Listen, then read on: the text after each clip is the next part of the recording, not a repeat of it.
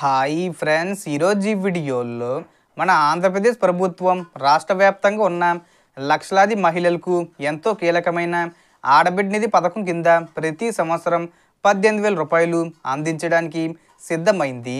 ఈ పథకానికి సంబంధించిన ఫైనల్ తేదీని కూడా ప్రభుత్వం ఖరారు చేసింది. ఈ డిసెంబర్లోనే విడుదల చేయొచ్చు.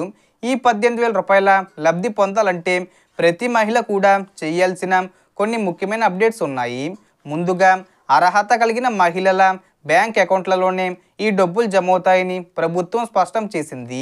గత కొన్ని రోజులుగా రాష్ట్ర వ్యాప్తంగా ఉన్న మహిళలు ఈ పథకం డబ్బులు ఎప్పుడు వస్తాయని ఎదురు చూస్తుండగా ఇప్పుడు ప్రభుత్వం పూర్తి వివరాలతో కొత్త రూల్స్ మరియు విధి విధానాలను ప్రకటించింది. సో దానికి సంబంధించిన పూర్తి ఇన్ఫర్మేషన్ ఈ వీడియోలో తెలుసుకుందాం.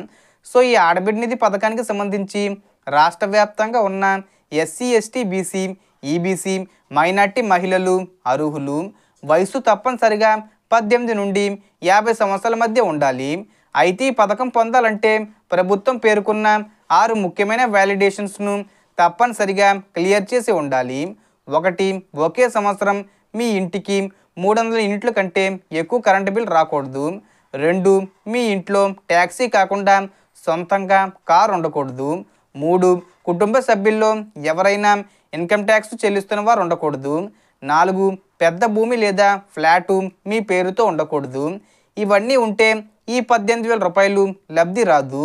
అదేవిధంగా ఈ పథకానికి దరఖాస్తులు డిసెంబర్ 2వ వారం వచ్చేలోపు ప్రారంభమవుతాయని ప్రభుత్వం వెల్లడించింది. అంటే డిసెంబర్ 20వ తేదీ వచ్చేలోపు అప్లై చేయడానికి ration card, Aadhaar card, bank account, phone number తప్పనిసరి. గ్రామ వార్డు సచివాలయంకు వెళ్ళి ఈ వివరాలు ఇవ్వాలి.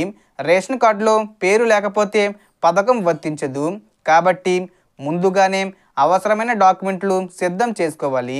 దరఖాస్తులు ఇచ్చిన తర్వాత మండల స్థాయిలో మొదటి వెరిఫికేషను, తర్వాత జిల్లా స్థాయిలో మరోసారి వెరిఫికేషను జరుగుతుంది.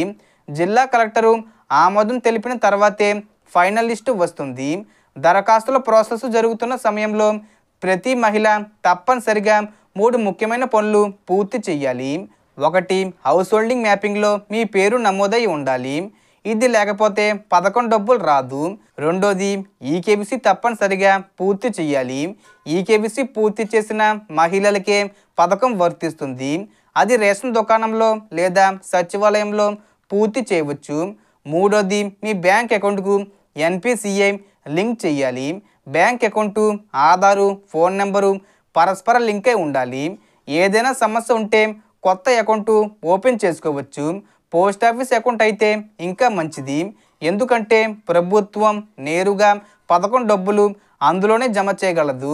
డిసెంబర్ 2వ వారంలో అప్లికేషన్లు ప్రారంభం అవ్వగానే ఈ 3 పనులు పూర్తి చేసిన మహిళలకు పథకం ద్వారా ప్రతి సంవత్సరం 18,000 రూపాయలు ఖచ్చితంగా వారి ఖాతాల్లో జమ అవుతుందని ప్రభుత్వం ప్రకటించింది.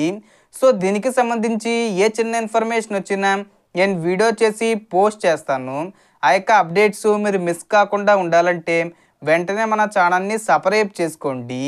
సో మనకు వచ్చిన ఇన్ఫర్మేషన్ ఇది ఫ్రెండ్స్. మీకు ఈ వీడియో నచ్చితే లైక్ చేయండి, షేర్ చేయండి అండ్ సబ్స్క్రైబ్ చేసుకోండి. Thanks for watching.